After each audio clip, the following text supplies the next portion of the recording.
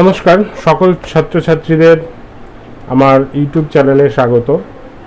তো তোমরা যারা 2000 এই যে 25-26-এ যারা অ্যাডমিশন নিয়েছো, তো তাদের হিস্ট্রির সিলেবাস সম্পর্কে আমি একটু বলতে চাই।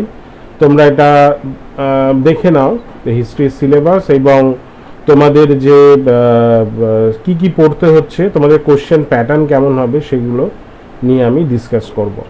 দেখো, তোমরা যারা ফার্স্ট সেমিস্টার পরীক্ষা দেবে, মানে ফার্স্ট সেমিস্টারে ভর্তি হয়েছো, নতুন 25-26-এ যারা নিউ অ্যাডমিশন নিয়েছো, তাদের যে পরীক্ষার প্যাটার্নগুলো বা বিষয়গুলোকে আমরা আলোচনা করব।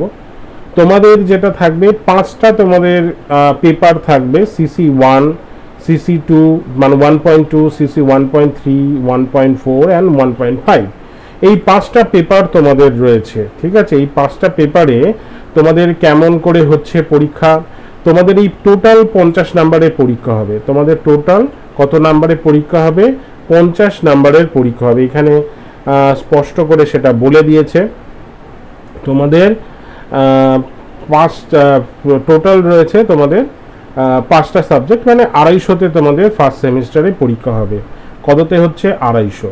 আচ্ছা, এই যে 50 নাম্বারের যে পরীক্ষাটা তোমাদের হবে, এখানে একটা ব্যাপার আছে। এখানে তোমাদের ইন্টার অ্যাসেসমেন্ট থাকে, ঠিক আছে।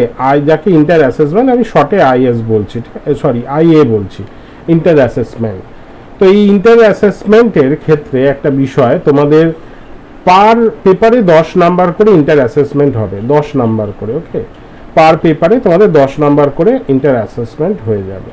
তাহলে 50-এ 10 হয়ে গেলে তোমাদের বাকি 40 নাম্বারের থাকে। এই 40 নাম্বারটা তোমাদের লিখিত পরীক্ষা হবে। এই 40 নাম্বারের যেটা হবে সেটা তোমাদের কি হবে?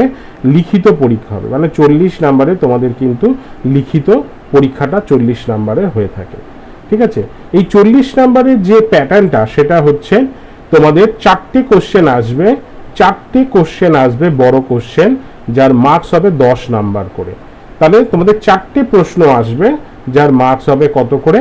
10 নাম্বার করে। ওকে, ঠিক আছে, বোঝা গেল আশা করি। 4টে কোশ্চেন তোমাদের 10 নাম্বার করে থাকে, মানে এক একটা পেপারে, মানে সিসি 1.1-এর 8টা কোশ্চেন দেওয়া থাকবে, তার মধ্যে তোমাদের 4টে কোশ্চেন অ্যাটেন্ড করতে হবে। 8টা কোশ্চেন দেওয়া থাকবে, 4টে কোশ্চেন অ্যাটেন্ড করতে হবে 10 নাম্বারে। ওকে, বোঝা গেল? যদি না বুঝতে পারো, কারোর যদি অসুবিধা হয়, তাহলে আমার যে হোয়াটসঅ্যাপ গ্রুপ আছে, সেই হোয়াটসঅ্যাপ গ্রুপে যে নাম্বারটা রয়েছে, সেই নাম্বারে তোমরা আমাকে ফোন করেও জিজ্ঞাসা করতে পারো।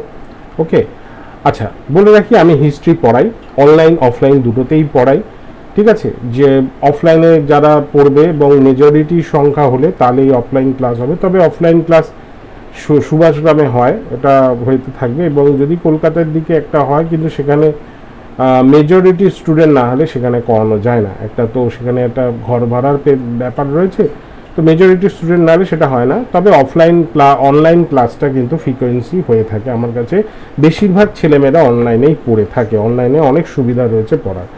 তো এই ক্ষেত্রে কি হয়, আমি পিডিএফ দিয়ে দিই তোমাদের গ্রুপে, সেই পিডিএফটা আমি পুঙ্খানুপুঙ্খভাবে ডিটেলসে আলোচনা করে দিই, ঠিক আছে। হ্যাঁ, এরপর সাজেশন দিয়ে থাকি, সেই সাজেশন অনুযায়ী তোমরা কিন্তু পড়বে, ঠিক আছে। সপ্তাহে 2 দিন করে ক্লাস হয়, 1 ঘন্টা 1.5 ঘন্টার ক্লাস হবে সপ্তাহে 2 দিন, ঠিক আছে।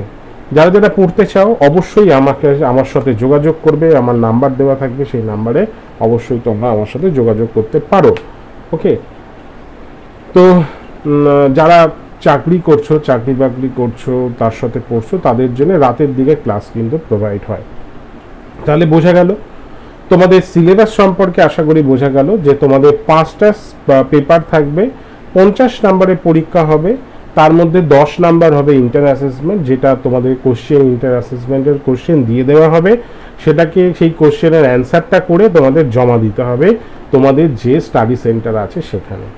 যার যার স্টাডি সেন্টারে গিয়ে কিন্তু সেটা জমা দেবে। ওকে, সেটা তারা বলে দেবে, স্টাডি সেন্টার থেকে বলে দেবে যে কবে জমা দিতে হবে। আর তোমরা যখন ক্লাস শুরু হবে, তোমাদের ক্লাস শুরু হবার সঙ্গে সঙ্গে হয়তো 1-2 ক্লাস বা 1 মাস ক্লাস হবার পর ইন্টার অ্যাসেসমেন্টের কোশ্চেন কিন্তু দিয়ে দেয়, ঠিক আছে, আপলোড করে দেয়। তো সেইখান থেকে গিয়ে তোমাদের সেই কোশ্চেনটা ডাউনলোড করে তোমাদের কিন্তু সেটা অ্যান্সার করতে হবে।